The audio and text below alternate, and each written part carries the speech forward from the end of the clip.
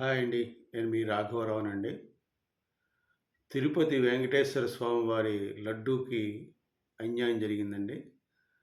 అంటే సాక్షాత్తు తిరుమల తిరుపతి ఎలవేలిపైన శ్రీ వెంకటేశ్వర స్వామికే అన్యాయం జరిగిందండి.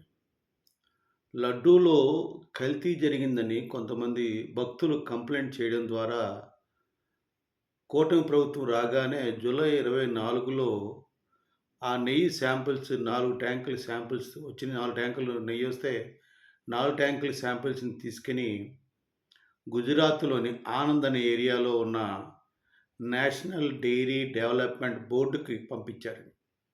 అది ప్రామాణికంగా గొప్ప క అది బోర్డ్ గనుక అక్కడికి పంపించడం జరిగింది. అక్కడ టెస్ట్ చేస్తే దాంట్లో పంది కొవ్వు కావచ్చు, బీఫ్ కొవ్వు కావచ్చు, ఫిష్ ఆయిలు ఇటువంటి పదార్థాలు కలిసున్నాయని రిపోర్ట్ వచ్చిందండి. ఆ రిపోర్ట్ ఆధారంగా చంద్రబాబు నాయుడు గారు, పవన్ కళ్యాణ్ గారు ఈ కల్తీ నెయ్యిది దీంట్లో ఈ యొక్క కొవ్వు కలిసిందని చెప్పి మాట్లాడారండి.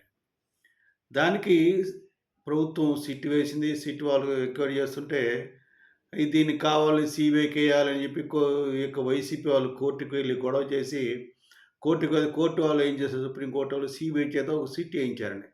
ఆ సీబీఐ వాళ్ళు వచ్చి ఇప్పుడు రిపోర్ట్ తీసుకున్నారు, చేశారు. కానీ ఇప్పుడు 2024 నెయ్యి ఎక్కడి నుంచి వస్తుంది శాంపిల్స్ వీళ్ళకి? యాక్చువల్‌గా నేషనల్ డెయిరీ డెవలప్‌మెంట్ బోర్డ్ ఇచ్చిన రిపోర్ట్ ప్రకారం ఫర్దర్‌గా ఇన్వెస్టిగేషన్ చేయాలండి. ఆ నెయ్యి అక్కడ వాళ్ళ శాంపిల్స్ ఉన్నాయి. అక్కడ తీసుకున్న శాంపిల్స్ ప్రకారం మనం వెళ్తే మనం ఎక్కడికెళ్తామని మనం ఒక ఆర్ఎంపీ డాక్టర్ చూపించామనుకోండి, నెక్స్ట్ ఎక్కడికెళ్తాం, ఒక ఎంబీబీఎస్ డాక్టర్ దగ్గరికెళ్తాం. తర్వాత అది కూడా కాకపోతే ఒక ఎండీ డాక్టర్ దగ్గరికెళ్తాం. కాకపోతే ఒక మల్టీ స్పెషాలిటీ హాస్పిటల్‌కెళ్ళి చూపించుకుంటాం మనకేదైనా సుస్థి చేస్తే. అట్లాగే మన ఈ యొక్క ఎన్‌డీడీబీలో వచ్చిన రిపోర్టు జంతువు కొవ్వు కలిసిందని ఉన్నప్పుడు, కాదని నిరూపించాలని లేకపోతే ఇంకొక ల్యాబ్‌కెళ్ళాలి, కొంచెం బెటర్ ల్యాబ్‌కెళ్ళాలి. అంతకన్నా ఎన్‌డీడీబీ కన్నా ఇంకా బాగుండే ల్యాబ్‌కెళ్ళి రిపోర్ట్స్ తీసుకోవాలండి. కానీ ఈ సిట్ వాళ్ళు అంతకన్నా గొప్ప ల్యాబులకెళ్ళకుండా చిన్నపాటి ల్యాబులకెళ్ళి, ఆ ల్యాబ్ వాళ్ళు ఏమన్నారు, 10% కంటే ఈ పంది కొవ్వు గావచ్చు, బీఫ్ కొవ్వు గావచ్చు, ఫిష్ ఆయిల్ గావచ్చు, 10% కన్నా తక్కువ కల్తీ ఉంటే, తక్కువ కలిసుంటే తెలీదు మాకు. మేము ఆ యొక్క టెస్ట్ చేసే పరికరాలు మా దగ్గర లేవు. అంత గొప్ప పరికరం మా దగ్గర లేదని చెప్పి వాళ్ళు చెప్పారు. అంటే అర్థం ఏంటి? 10% లోపల జంతువుల కొవ్వు ఉందని అర్థమే కదండీ అది. వాళ్ళు ఐడెంటిఫై చేయలేదంటే లేదని కాదు కదా! మరి సిట్ వాళ్ళు ఎట్లా తీర్పిస్తారండి ఇది? నాకు సిట్ రిపోర్ట్ కూడా డౌట్‌గా ఉందండి నాకు. ఎందుకంటే అనిల్ కుమార్ సింఘాల్ గారిని, ధర్మారెడ్డిని, ఇంకొక బాలాజీ అనే ఆఫీసర్‌ని సస్పెండ్ చేయాలని చెప్పి సిట్ తీర్మానం చేసిందండి.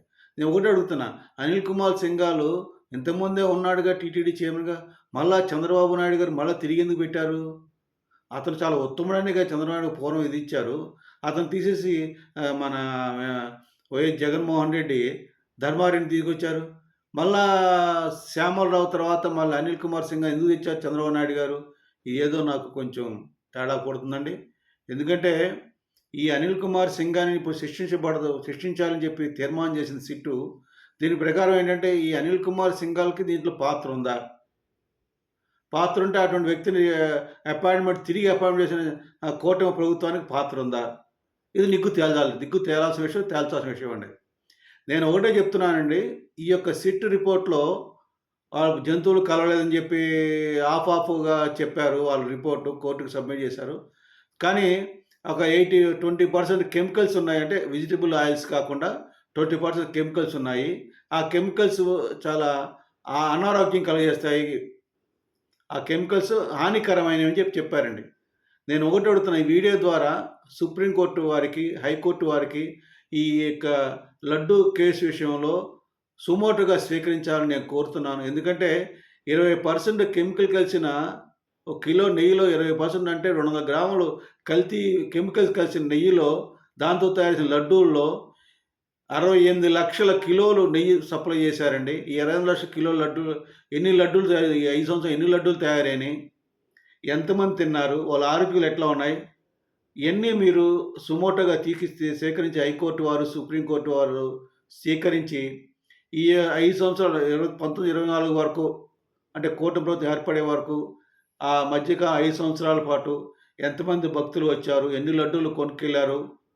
ఎన్ని వచ్చిన వాళ్ళందరూ ఆల్‌మోస్ట్ ఆల్ ఎవరో ఒకలో, రెండో, మూడో కొంటారు కదండీ!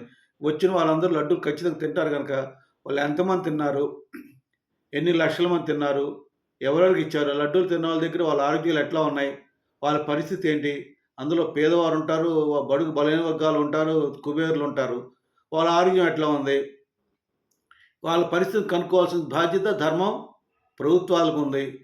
ఏదైనా కొంతమంది ఎవరైనా అన్యాయంగా ఈ యొక్క కెమికల్స్ వలన ఇబ్బంది పడుతున్నారు అంటే 5 సంవత్సరాల నుంచి, ఏదైనా వాళ్ళకి ఈ యొక్క ఆర్గాన్స్ చెడిపోవడం గాని జరిగి ఉంటే, అటువంటి వ్యక్తుల కోసం వాళ్ళకి ఆరోగ్యానికి సహకరించడానికి హాస్పిటల్ ఖర్చులకు వాటికి ఒక ఫండ్ ఏర్పాటు చేయాలి.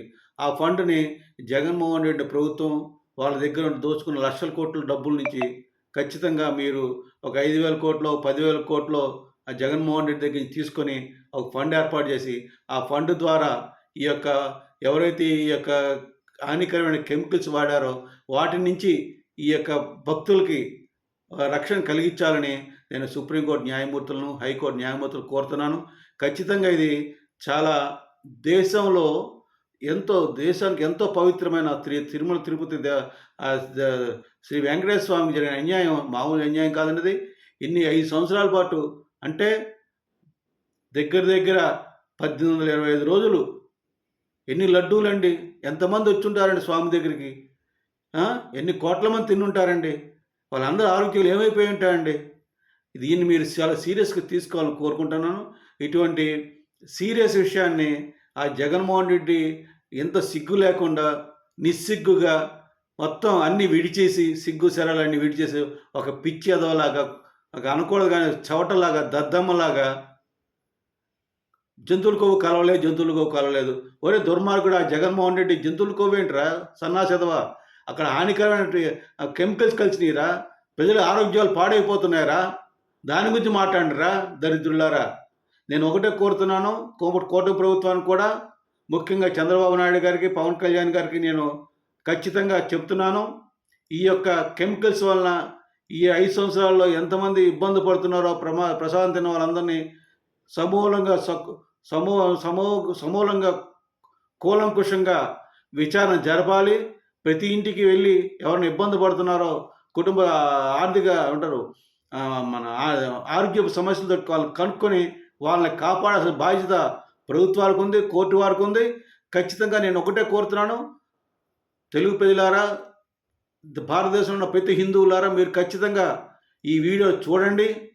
మీరు ప్రతి విషయం మీ ఫ్రెండ్స్‌గా స్నేహితులకు ఫార్వర్డ్ చేయండి. నా వీడియోని సబ్స్క్రైబ్ చేసుకోండి. నా యొక్క ఖచ్చితంగా ఇది ఎందుకంటే ఇది సుప్రీంకోర్టు వాళ్ళు, హైకోర్టు న్యాయమూర్తులు దీన్ని సుమోటోగా స్వీకరించి కెమికల్స్ ద్వారా హానికర కెమికల్ అన్యాయం జరిగిన భక్తులకు న్యాయం జరిగేలా మనం దీన్ని ఖచ్చితంగా ముందుకు తీసుకెళ్లాలని నేను వేడుకుంటూ కోరుకుంటున్నాను. ఇటువంటి నీచమైన పనులు చేసిన వాటిని ఇంకా తప్పు చేసి కూడా సపోర్ట్ చేసుకున్న జగన్మోహన్ రెడ్డికి బుద్ధి రావాలని ఆ వెంకటేశ్వర కోరుకుంటున్నాను. కూటమి నాయకులైన పవన్ కళ్యాణ్ గారిని, చంద్రబాబు నాయుడు గారిని కూడా నేను వేడుకుంటున్నాను. ఖచ్చితంగా దీనికి సంపూర్ణ రిటైర్డ్ జడ్జి చేత ఖచ్చితంగా ఈ సిట్టు నాకు నచ్చలేదని సిట్ రిపోర్ట్ కరెక్ట్‌గా ఉండలేదని తెలిసిపోయింది నాకు. ఎప్పుడైతే ఒక నేషనల్ డైరీ డెవలప్మెంట్ బోర్డ్ ఇచ్చిన ప్రకారం వెళ్ళకుండా వీళ్ళు స్వతంత్రంగా వెళ్లి చేశారో, వేరే చోట్ల రీసెర్చ్ చేసి తీసుకున్నారో, ఆ రిపోర్ట్‌లో చౌకబారి అని తెలిసిపోయింది.